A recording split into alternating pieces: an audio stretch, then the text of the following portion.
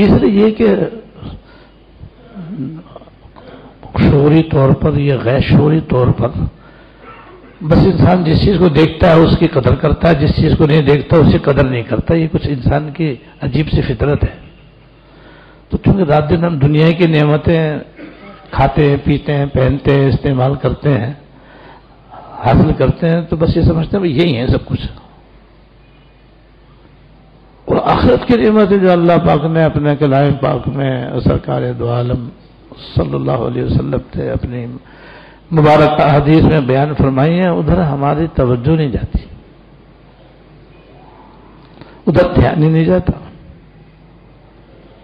دنیا کی نعمتیں حاصل کرنے کی تن من دھن قربان، آخرت کی نعمتیں جو حقیقی نعمتیں ہیں ان کے حاصل کرنے کی طرف ہمارا کوئی قدم ہی نہیں اٹھتا. ہمارے سے کوئی محنت ہی نہیں ہوتی، بس نام کسی محنت ہے. بس جیسی وہ نعمتیں ہیں اس کے لیے جیسی محنت کرنی چاہیے وہ ہمارے اندر نہیں ہے. یہ ہماری بہت بڑی کمی ہے، ہمارے اندر بہت بڑی کوتاہی ہے.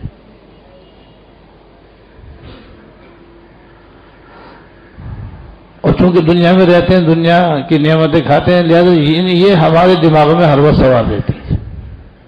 اب یہ لیا ہو، وہ لیا ہو، اب یہ کھا لو، وہ پی لو، اب یہ پہن لو، وہ پہن لو، اب مکان ایسا ہو، گاڑی ایسی ہو، بنگلہ ایسا ہو، کوٹھی ایسی ہو، بس دن رات یہی دماغ میں سوال.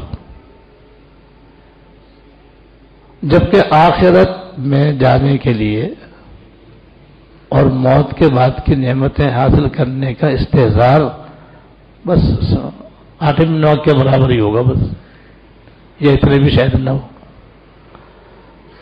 جبکہ حکم یہ ہے کہ تمہارے دل و دماغ کے اندر یہ جنت کی نعمتیں اور آخرت کی نعمتیں حاصل کرنے کا استحضار رہنا چاہیے.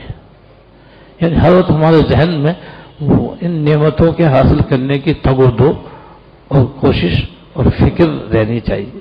یہ نعمتیں جو آخرت کی ہیں کیسے حاصل ہوں گی، کب حاصل ہوگی، کس طرح حاصل ہوں گی، کیسے حاصل ہوں گی، یہ فکر ہمارے ذہن میں ہے. اب تو الٹا معاملہ ہے کہ دنیا کی نعمت حاصل کرنے کے ہر وقت فکر ہے.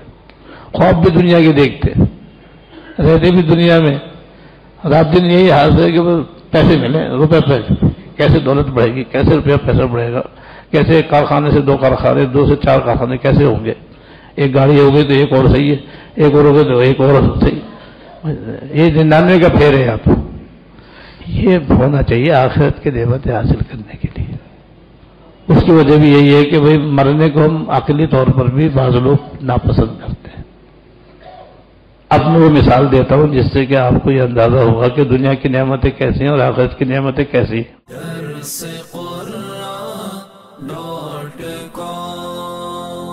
www.darsequran.com